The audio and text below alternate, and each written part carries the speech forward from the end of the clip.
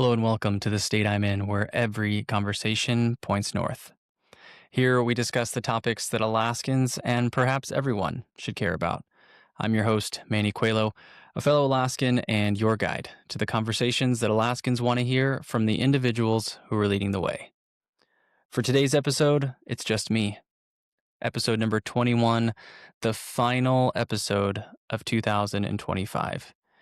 And it was about this time last year I first had the thought of bringing a podcast to Alaska, one that attempted to capture the stories, the people, the topics, and the issues that all Alaskans and maybe everyone might be interested in.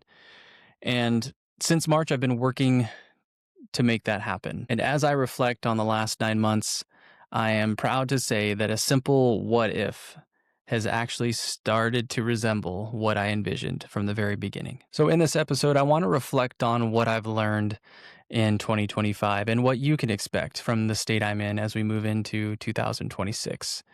So first off, this show would not be possible without the outstanding and remarkable Alaskans that were willing to share their stories and experiences with me. To every single guest who answered a random email, phone call, text message, or had to have an awkward personal conversation with me about being on the show, seriously, thank you. Thank you for trusting me with your stories, your passions, your pursuits, and for believing me when I said I thought that your experiences would be something that people would want to hear or learn from. It's because of you that this show even had a chance, and I will forever be grateful for the first guests that I've had on this show in 2025 who gave me that chance. Dr. Bob Letta, Shelby Oden, Lieutenant Ryan Browning, Pastor Frank Alioto, Zeke Johnston, Amanda Bowles, Jackie Boyer, and Ryan Astelis, Dr. Higman, Bridget Watkins, Bob Stark, Jordan Contra, Ben Adams, David Bays, Chad Hufford, and Tyler Johnson. Each of you has added something to my life, whether that was enlightenment, a challenge, encouragement, or just a new perspective. And I know you've done the same for the listeners here on this show. The next thing that I learned was just how to go from being a consumer of podcasts to a creator. And I guess I was unprepared for the big jump that would be. What I'm getting at is that it has been 9 months of me being comfortable in my own skin, being okay with the uhs, the ums, the likes, the you knows, and just letting those ride and not beating myself up over them, that I'm not a perfect communicator and that perfect is something to strive for. But in reality, in the weekly grind of planning and production and getting episodes out on time, which I have failed miserably at times, it's hard to be perfect. And the last 9 months have been good for me just to be okay with that. I've settled into what my identity is with this show. Am I a podcaster? Am I a content creator? Am I a TikToker? If you want to get some good cringeworthy TikToks, go check out my podcast on TikTok. Oh my gosh, I don't do any crazy dances or anything like that, but I did try doing a public speaking thing just because it was bothering me so much. And I would have, I listened to hours of myself talk in editing, and I am so critical of myself and just wanted to be better. So I did a little 3-part series on becoming a better public speaker. And oh, it's so hard when you see someone trying to do the content creator thing and it's just not hitting the same. You can tell the pros from the amateurs, and I look like an amateur on there. So if you want a good giggle, go check me out on TikTok. But seriously, the social media aspect was a part that I didn't anticipate at all. And really, the reason that I use video is because I know that's how content is consumed, is primarily just through swiping through videos and interest media is what they're starting to call it. It's not necessarily you have to follow these people, but the algorithm knows what your interests are, and it tests, the boundaries of what your interests might be. If you're interested in one thing, maybe you'll be interested in this. And it does such a good job of that. And so I realized early on I wanted to utilize social media. And so that's the reason for the video. That's the reason why I put things on YouTube and do these shorts and clips. But that's also the reason why sometimes I get bogged down with everything else is because the social media aspect of it is heavy and it's hard to carry, especially when you're doing it on your own. And so I've learned to be patient with myself in that. I've learned that there are a lot of things that I am okay at. There are some things that I'm good at, and there are plenty of things that I have room to improve on and improve in. And so kind of taking a deep breath with that and doing the best that I can. And I think the biggest thing is just showing up and being consistent and realizing that there are people that choose to listen to this podcast for some kind of value to add to their life. I know my content isn't the shortest, but I think that's also what makes it special because you get to be a fly on the wall on conversations and discuss things with people or hear things from people that maybe you wouldn't otherwise. And so I love being on the other side of the table of so many people that are smarter than me, more interesting, and more outgoing. For an introvert, it is the ideal situation to be able to organize a meeting with someone that's very interesting and to let them talk about it. It's the best. And I'm learning to be more outgoing. I'm learning to talk to the camera like a human being and not a robot. And I appreciate every single person that's been patient with me in that process. So that is a huge thing that I have learned through this. Now, the next thing that I've learned is that there is so much more to Alaska than what tourists come here for. There's so much more than what you see on the postcards and in the gift shops and at the tourist traps. And I mean, I've got to talk with Alaskans from all walks of life, and this show reveals an Alaska beyond what the tourists see, that hop off the cruise ship.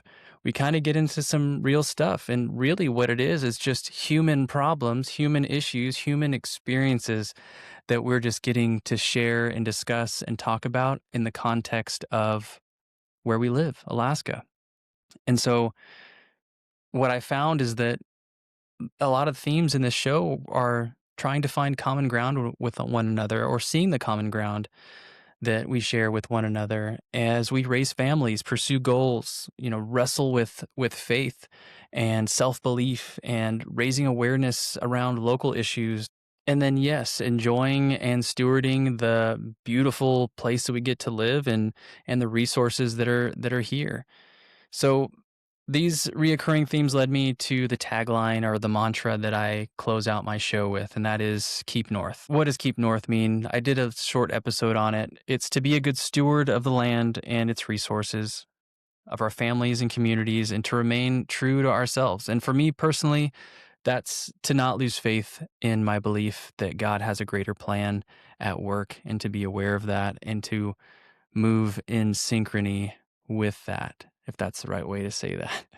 It's also to keep an awareness of the direction we're heading as a state, to stay engaged and having a say in where we're going. And that's by paying attention to what's going on, what's in the headlines.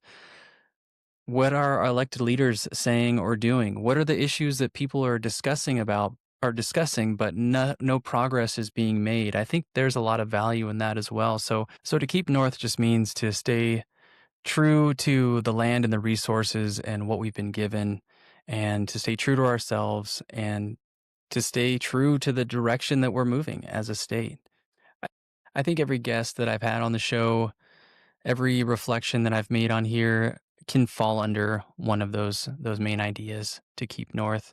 And this podcast is more than just about cool things to do in Alaska. I really want it to be more about learning, growing, and coming together as active participants in where we live, and then sharing that with others. So as I look ahead to 2026, you'll continue to hear stories that Alaskans want to hear from the individuals who are leading the way. So there might be some reoccurring themes or reoccurring guests, but I really want to kind of broaden the scope, kind of expand the horizon, and talk about some things that I haven't had the chance to discuss on here yet.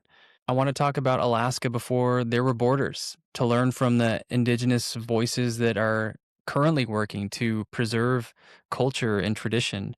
I'd like to talk to those early settlers, sourdoughs, gold miners, as well as those taking on the modern version of what it means to live off grid. I want to explore topics that are difficult but very real, topics that have probably affected both you and I or someone you know, such as addiction, recovery, grief, depression, or sexual abuse. I want to learn from Alaska's creators, the musicians, the artists, the authors, the photographers, and even the YouTubers. I'm hoping in 2026, this will be the year that I can actually sit down with a residing politician, elected leader, or just a candidate for office, someone brave enough to actually spend at least an hour with me in conversation, just sharing who they are, what their plans are for our wonderful state, and just to get beyond the prepared remarks.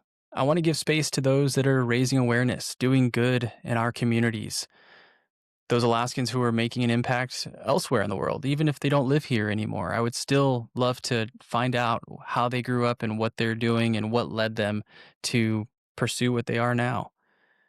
I want to sit down with scientists, enologists, roughnecks, slopers, homesteaders, lodge owners, roadhouse owners. It'd be so cool to find someone that has a roadhouse and has a story to share about how it started and where it's at now, the history behind all of that.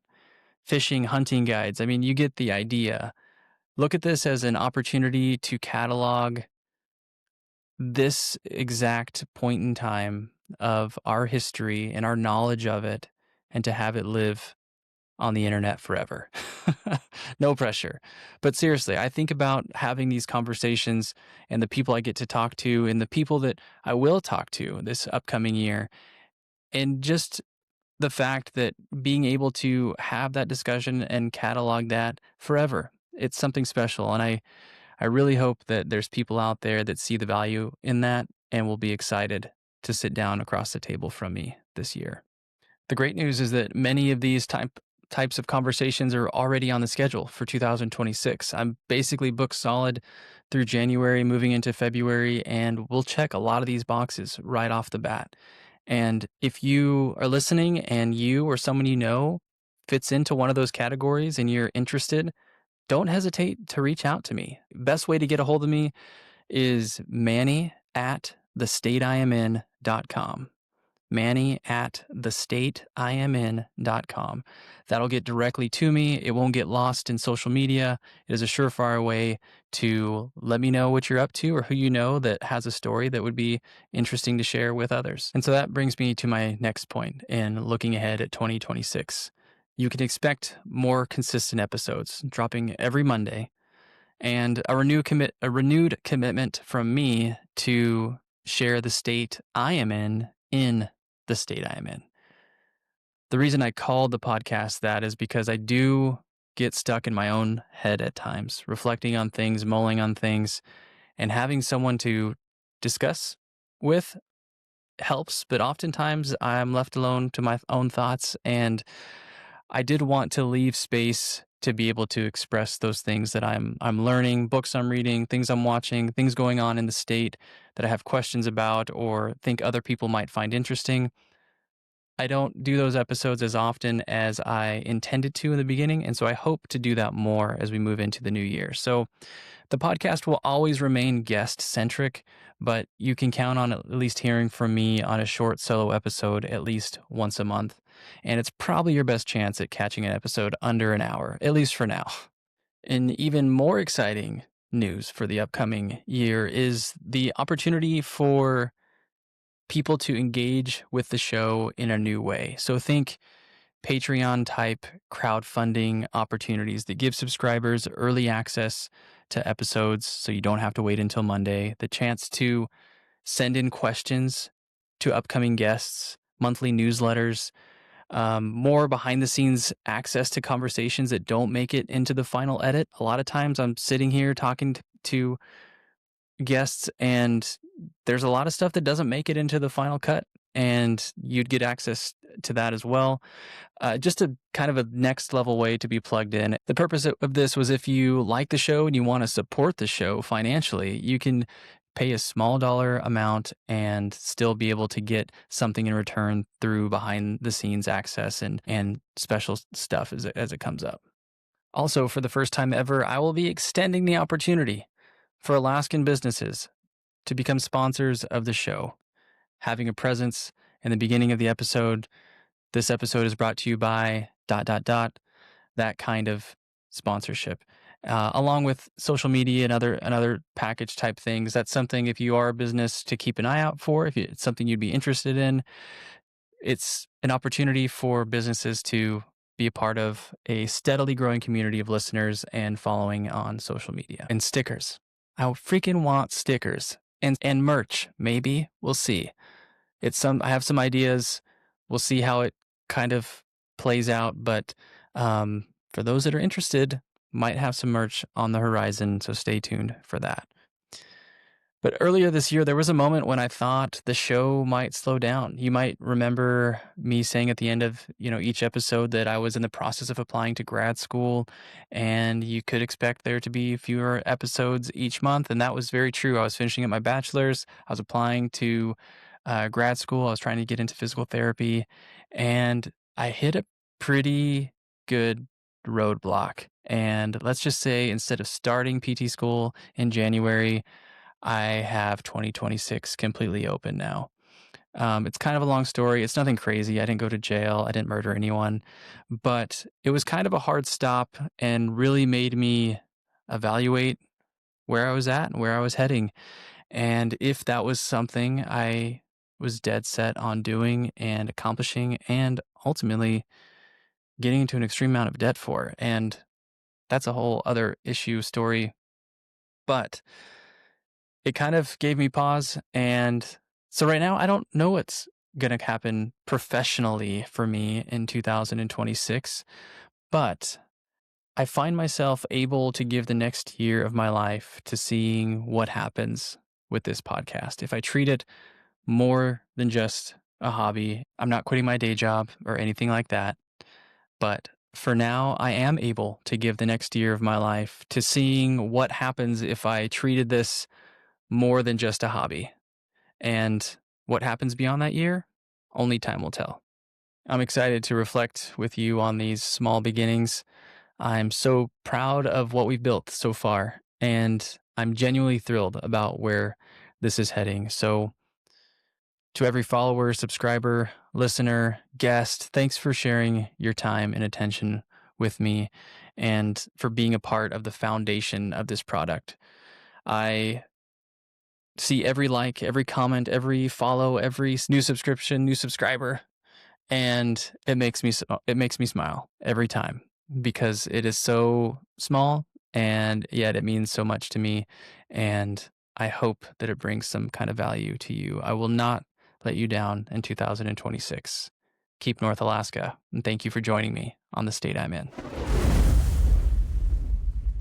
If you enjoyed today's episode, please take a moment to support the show by following and sharing it on social media. I'm on Facebook, Instagram, and TikTok.